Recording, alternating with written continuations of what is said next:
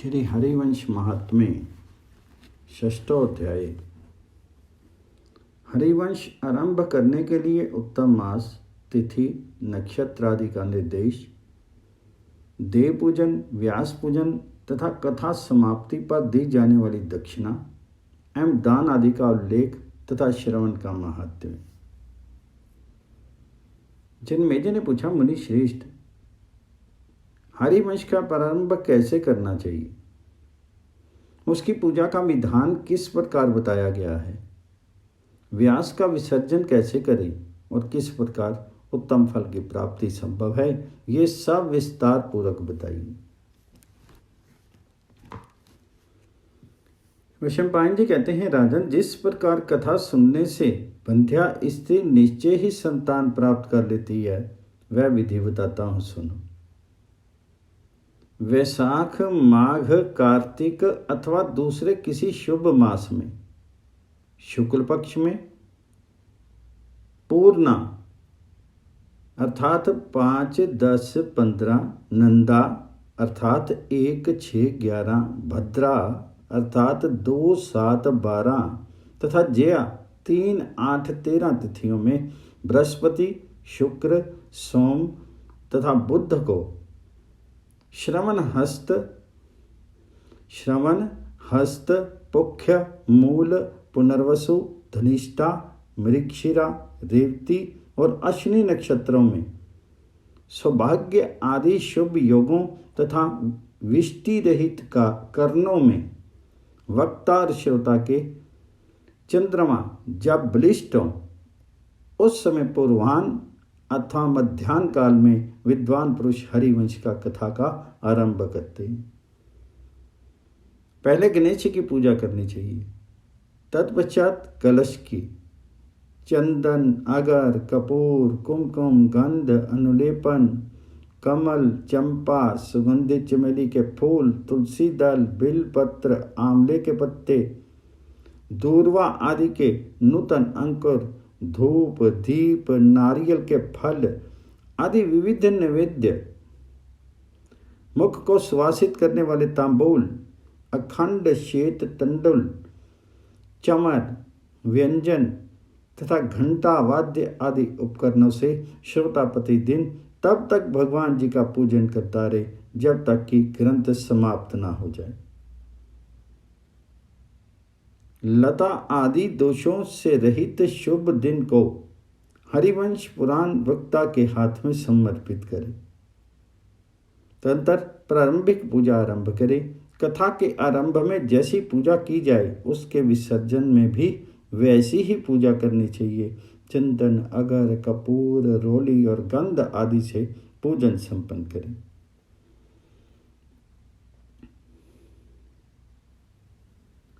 राजन, फिर गीत, वाद्य और नृत्य के द्वारा महान उत्सव करना चाहिए। तदनंतर पुराण पूजा में जैसा दान बताया गया है वैसा सुनो।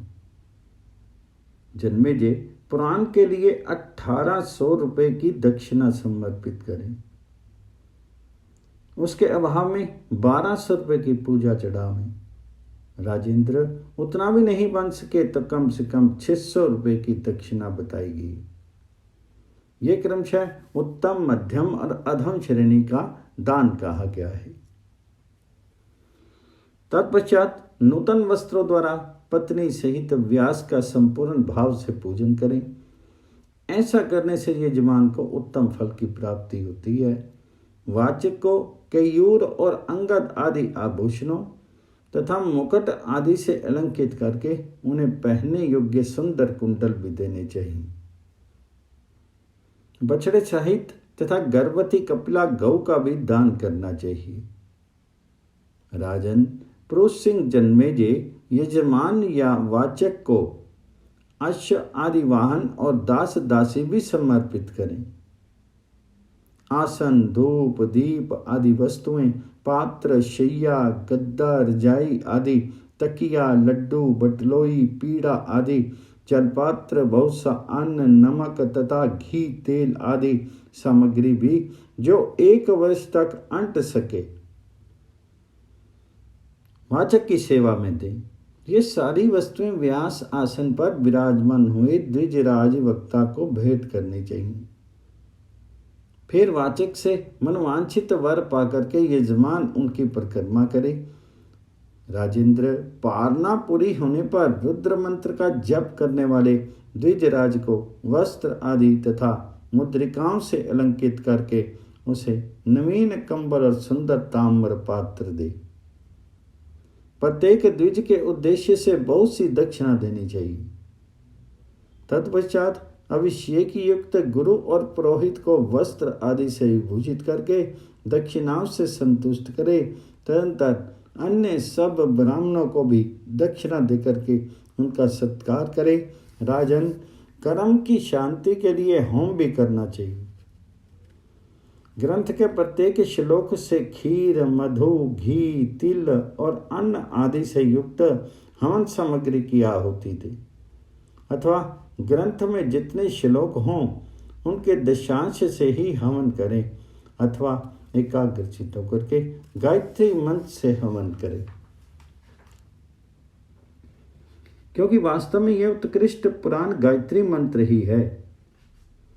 यदि होम कराने की शक्ति ना हो तो विद्वान पुरुष उसका फल प्राप्त करने के लिए ब्राह्मणों को कुछ स्वर्ण दान कर दे तथा कर्म में जो नाना प्रकार की त्रुटियां रह गई हों या विधि में जो न्यूनता अथवा अधिकता हो गई हो, उन दोषों की शांति के लिए विष्णु सहस्त्र नाम पाठ करे। उससे सभी कर्म सफल हो जाते हैं, क्योंकि इससे बढ़कर के दूसरा कोई साधन नहीं है। हवन के पश्चात 24 सपत्नीक ब्राह्मणों को आदर पूर्वक भोजन करावें।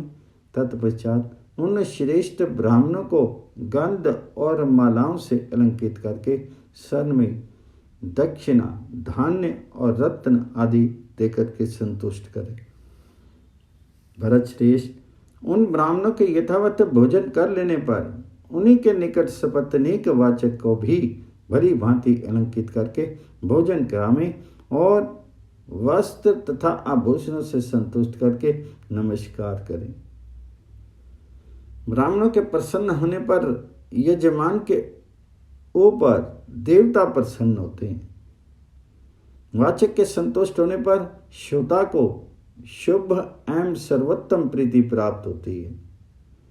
व्रत की पूर्ति के लिए यजमान दूध देने वाली गौ तथा स्वर्ण का दान करे। यदि शक्ति हो तो 3 पल सोने का एक सिंहासन बनवा करके उसके ऊपर सुंदर अक्षरों में लिखी हुई हरिवंश की पोथी रखें और आवाहन आदि दक्षिणा सहित उपचारों से उसका पूजन करके वस्त्र, आभूषण और गंध आदि से पूजित हुए महात्मा आचार्य को वह पुस्तक दान करते। इस प्रकार दान करके उत्तम बुद्धि वाला विद्वान श्रोता संसार बंधन से मुक्त हो जाए। नमान यज्ञ का ये विधान संपूर्ण पापों का निवारण करने वाला है। इसका इस प्रकार यथावत रूप से पालन करने पर हरिवंश पुराण मनवांछित फल प्रदान करता है तथा समस्त कामनाओं और पुरुषार्थों का साधक होता है। राजन, भरतनंदन, जो इस विधि से इस पुराण को समाप्त करता है उसकी पत्नी 1 महीने में गर्भ धारण कर लेती है। राजन, जो इस विधि से व्यास जी की पूजा करता है तथा दान मान के द्वारा उनका सत्कार करता है उसकी स्त्री अवश्य गर्भवती होती है। मैंने जो नाना प्रकार के भजन पूजन आदि बताए हैं उन्हें करके नारी सूर्य तुल्य तेजस्वी पुत्र प्राप्त करती तथा बंध्या नारी भी अवश्य गर्भ धारण कर लेती है, जैसा कि व्यास जी का वचन है। जो ब्राह्मण के रत्न का अपहरण करता है वह संतानहीन हो जाता है। इससे क्षीर की शुद्धि के लिए महारुद्र मंत्र की जप आदि का विधान है। सूत जी कहते हैं, शौनक, तदंतर भरतवंशी राजा जन्मेजय ने भक्ति भाव एवं सत्य से युक्त श्रद्धापूर्ण एकाग्रचित से हरिवंश की कथा सुनकर अंत में दृढ़ निश्चय करके दम्भ और शठता कंजूसी छोड़ करके भक्ति पूर्वक व्यास वक्ता का पूजन किया। फिर वे बहुत सा दान करके व्यास का आशीर्वाद लेकर के प्रसन्न मुख होकर के अपनी पत्नी के साथ आनंद पूर्वक रहने लगे। वैशंपायन जी कहते हैं, जन्मेजय, हरिवंश के श्रवण से पूर्व जन्म के पाप का नाश हो जाने पर यजमान की कुलवती पत्नी प्रथम ऋतु काल में ही गर्भ धारण कर देती है, अथवा दूसरे, तीसरे, चौथे, पांचवें, छठे, सातवें, आठवें, नवें या 10वें मास में उसे निश्चय ही गर्भ रह जाता है। बंध्या के गर्भ धारण का यह पवित्र लक्षण साक्षात व्यास जी ने कहा है। इतिहास सहित इस पुरातन हरिवंश को सुनकर के मनुष्य अपनी 10 पीढ़ी पहले के समस्त पितरों और 10 पीढ़ी बाद के संतानों का उद्धार कर देता है। नाथ श्रेष्ठ, ये सब महात्म्य मैंने तुम्हारे सामने कह सुनाया, जिसके श्रवण से मनुष्य सब पापों से मुक्त हो जाता है। इससे पुत्रहीन को पुत्र और धनहीन को धन की प्राप्ति होती है। नर मेघ और अश्वमेघ यज्ञों से मनुष्य को जो फल प्राप्त होता है वह सारा फल श्री हरि के हरिवंश पुराण का श्रवण करने से ही मिल जाता है। ब्रह्म हत्यारा, गर्भघाती, गौ हत्यारा, शराबी और गुरु पत्नीगामी पुरुष भी एक बार इस पुराण का श्रवण कर लेने से पवित्र हो जाता है। इसमें अन्यथा विचार नहीं करना चाहिए। जन्मेजय, ये मैंने तुमसे श्री कृष्ण के अपार, अद्भुत एवं महान महात्म्य का वर्णन किया है।